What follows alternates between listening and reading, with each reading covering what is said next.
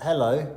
Today we're going to talk about why and how metals can conduct, and I'm going to do an explanation with the bits of paper below me here. Watch, listen and learn. Okay guys, so what we have here, which you should have worked out by now, are atoms. Yeah.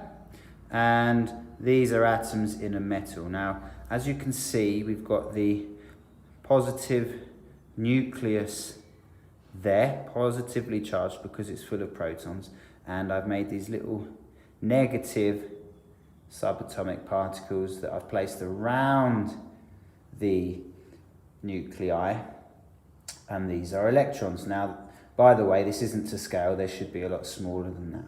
Now, when metals bond together, what happens to these electrons is they actually become dissociated. What do I mean by that? They become free from the atom itself. And this freedom is what allows, or what gives metals the property of being able to conduct. Let's see what that looks like in an animation.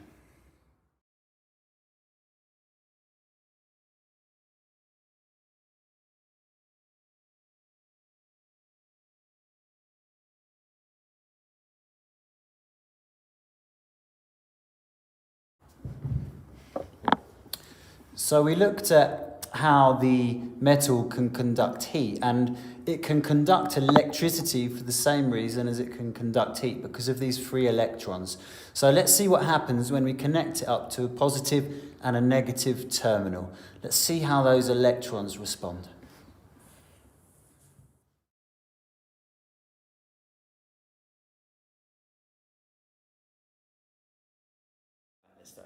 Hi guys, so let's talk about why and how metals conduct. In metallic bonding, you have free electrons. Electrons become dissociated from the nucleus. This means that they are free to move. Now, if you heat one end of the metal, then these electrons gain energy. What happens when things gain energy? They vibrate more, they move more. So they start to move around, and because they're free, they can move nice and quick, no problems. And what they do is they move and they hit the following ones, and boom, boom, boom, boom, boom, boom, and you have the heat, which is passed on, the energy is passed on throughout the metal. Now, when you add a positive terminal and a negative terminal, what do you get? Well, negatives, similar charges repel. So when you have similar charges at one end, you've got a repulsion. So you send your electrons one way, and because they're free, they can move. Electrons can move. And if you have a positive terminal at the other end, then they're attracted to that. So you have a flow of electrons, and that's why metals can conduct electricity. Okay? That's the lesson over.